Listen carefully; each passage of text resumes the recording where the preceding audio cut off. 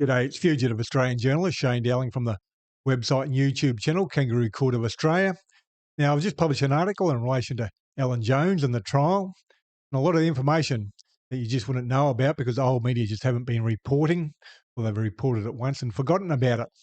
But all that information is relevant to people who are following the trial, and it's worth following the trial not just because of Alan Jones, but because of the cover-up that's been going on for decades. Now, the article I just published is titled Alan Jones Criminal Trial, What the Old Media Won't Tell You. And I'll read it out to you. It was published on Sunday the 6th of August 2026. And it starts off, Alan Jones criminal trial, allegedly sexually assaulting 6 males is currently afoot, but the whole media not reporting all the facts. Never have, and have been in cover-up mode for decades. Alan Jones trial is currently scheduled to last until December 2026. And I'll outline some of the key facts you won't find elsewhere that you should consider when watching the reporting of the trial. Heading, the whole media cover-up. Prime example of the cover-up is the fact that Nine Entertainment owned SMH, Sydney Morning Herald, like to claim that it was the reporting of journalist Kate McClymont that exposed Alan Jones' crimes and led to the police investigation and charges. But the reality is, the whole media protected Jones for decades, and there needs to be an investigation into the cover-up. Even the Walkley Awards, which are presented in Australia to recognise and reward excellence in journalism, wouldn't shortlist Kate McClymont's reporting on Alan Jones, which was obviously because it would have been humiliating for most of the people in the audience at the awards, given they were all part of the cover-up. Back in 1998, Chopper Read called out Alan Jones on Nine's midday show, as per a video I've embedded in the article. And I'll just show you the first part of that video, and you can go to the article and watch the full video, and I'll show you part of it now. Now, I'm about to show you 2 videos, both in relation to Alan Jones and Chopper Read on the Kerry-Anne Kennerley midday show back in 1998, where Chopper Read called out Alan Jones in relation to getting arrested in a toilet in London back in the 80s. Now, the first video is Alan Jones and Chopper Read on the Kerry-Anne Kennerley show, and the second video is Media Watch back in 1998 who covered it all. Now, the background to Chopper Read and Alan Jones being on the midday show with Kerry-Anne Kennerley is the fact that a few days before, Chopper Read was on an ABC show, which was hosted by a lady called Elle McFeast. I think her real name's Libby Gore, but her stage name, so to speak, is Elle McFeast. And Chopper Read, who was a well-known criminal and murdered people, was on there joking about killing people, including putting someone in a cement mixer. Now, a few days later, Kerry-Anne Kennerley on the midday show had Alan Jones on there to discuss how bad it was for the ABC to platform Chopper Read, give him a forum where he could joke about murdering people. And while Alan Jones was on there, Chopper Read phoned in, but it was a setup, as it turns out, which you'll find out in the second video, Media Watch, who exposed it. And the first video goes for 3 minutes. It's worth watching the whole lot because they talk about how wrong it is for the ABC to platform Chopper Read and give him a forum where he can joke about murdering people. But the same can be said, and I've said it, and a lot of people have said it, is that the fact that Alan Jones has been platformed by the old media for decades, where he's been given a forum to spew his garbage, while in the background, he's a sexual predator. And we all have known about this for decades. And it was even raised by Chopper Read in the TV program back in 1998. And you'll see Kerry-Anne Kennerley pull up Chopper Read and cut him off. Well, she should have done the same to Alan Jones. Anyhow, let's watch his first video. It goes for 3 minutes, then I'll comment more. Shouldn't be out of jail to get any public exposure. Well, so what? Bloke that got put into the cement mixer was a heavy-duty heroin dealer, right? He'd killed more people than I'd ever kill in my wildest dreams. But I'm sorry, Chopper, is it good enough to say you only kill bad guys? Is that an excuse? That's not even the issue. That's not even the issue. There are law enforcement authorities in this country who are responsible for dealing with heroin dealers. It is not the responsibility of any Australian citizen to think that he can go and chop people up and murder them because they deal in heroin. Otherwise, we'd have the law of the jungle prevailing and everyone would be the custodian of the law. I mean, that is a nonsense. If we turn the society to a situation where people please themselves about how they deal with those whom they don't like, then who is to be the next victim?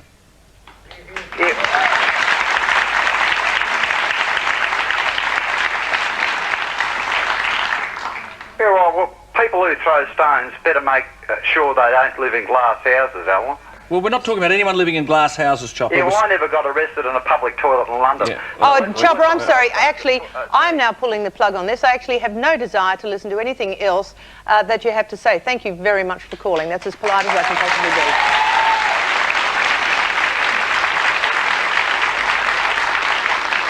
be. As I point out in the video, they are complaining about Chopper Read, a known criminal, being given a platform on the ABC. Yet Australia's old media were happy to give Alan Jones, a known sexual predator, a platform for decades. Yeah, you can go to my article and watch the full video. My article goes on to say, heading legal liability for Alan Jones crimes by media companies. Some of the media companies reporting on the case could be liable for future civil claims, given several of the crimes happened against their staff in their workplace. Specifically, Nine Entertainment and its subsidiaries, Fairfax Media and 2GB, could be sued for failure to provide a safe workplace, given it was well known at 2GB that Jones sexually assaulted staff at 2GB, while it was owned by Fairfax Media. Fairfax merged with Nine in 2018. Alan Jones worked as a talkback host at radio station 2GB, where at least one of the alleged victims also worked, and the victim says they were assaulted in the workplace. It is feasible that civil lawsuits from former staff could be filed even if they don't give evidence at Jones's current trial. Maybe even a class action against 2GB and or Nine Entertainment could happen in the future. The Sydney Morning Herald reported on Sunday the 2nd of August 2026. Now, the 20 counts of indecent assault and 2 counts of sexual touching, spanning 17 years, will be tested in a lengthy judge-alone local court trial. It could last until close to Christmas. The proceedings involve 6 complainants and more than 70 witnesses. Alleged crimes locations range from private spaces such as inside lifts at Jones's residence and workplaces to public venues including at fundraising events and in a restaurant. Accusations of unsolicited and unwanted touching of the alleged victim's genitals or bottoms or kissing their lips span from 2003 until 2020. At least one victim, complainant Jay, was a 17-year-old schoolboy at the time of the assault.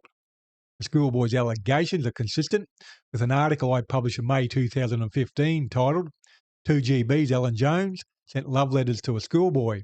Why has he never been charged with grooming? Which starts off, Sydney radio stations 2GB's Alan Jones sent love letters to schoolboys, had boys in his room late at night and perved on them in the shower when he was a teacher at the King's School in Sydney in the early 1970s. This behaviour led to Alan Jones' forced resignation in 1975. That type of conduct would be considered grooming today, and the police would be called for sure. And if it was anyone but Alan Jones, the matter of the forced resignation by the King's School would have been given a start at the Royal Commission into institutional responses to child sexual abuse. It's ironic that Alan Jones instituted defamation proceedings against the SBS in October 2020 for implying he is a pedophile, racist and liar. On the 7th of December 2020, I sent Alan Jones' lawyers some questions, published an article titled Alan Jones refuses to deny having sex with schoolboys when he was a teacher in a defamation case against the SBS. Then Jones settled on the 24th of December 2020, and I published an article titled Alleged Pedophile Alan Jones Settled Defamation Case with SBS after they filed a truth defence. Australian media covered it up. So, Jones and his lawyers talked tough and filed a defamation case in the federal court, claiming he had been falsely accused of being a pedophile, racist and liar by the SBS. But once the SBS filed a truth defence, Jones and his lawyers quickly discontinued the case. It's worth noting that Alan Jones also paid for his then 22-year-old boyfriend Jake Thrupp and his parents to threaten me with defamation proceedings in February 2020, after I published an article on the 12th of February 2020 titled Alan Jones is back grooming young male students for his sexual pleasure, which starts off, Alan Jones has a long history of being a sexual predator of young males and is now in a sexual relationship with 22-year-old university student Jake Thrupp, who was also employed by the 78-year-old Mr. Jones on a part-time basis. The reason we know this is because Jones' employer, Nine Entertainment, ran not one, but 2 stories on the scandal last year.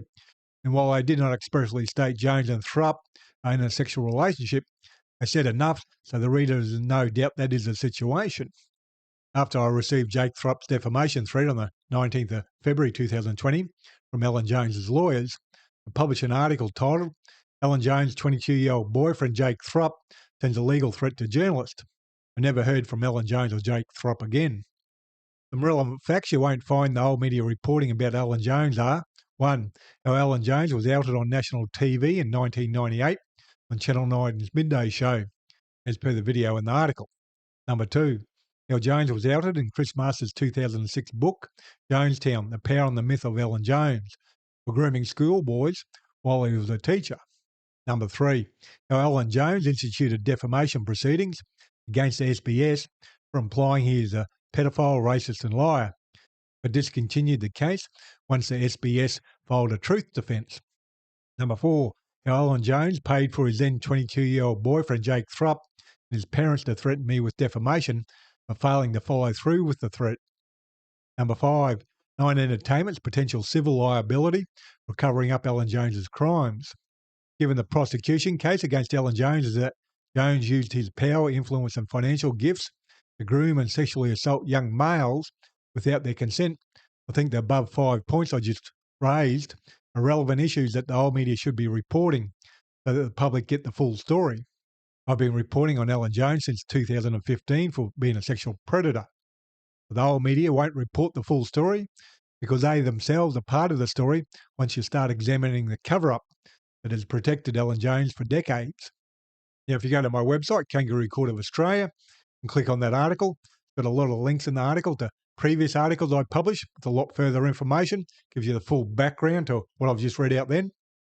And I'm an independent journalist and I'm 100% crowdfunded from viewers like yourself, and that enables me to research and report on issues like I've just covered. And if you'd like to support, there's a link to the donations page with all the donation options below this video on YouTube. Or just go to my website and click on the donations page. And please do your bit and help shine a light on corruption and share this video on social media. And please hit the like and subscribe button and notification button on YouTube. That way you get notified when I publish new videos. Other than that, thank you for your time and have a good day.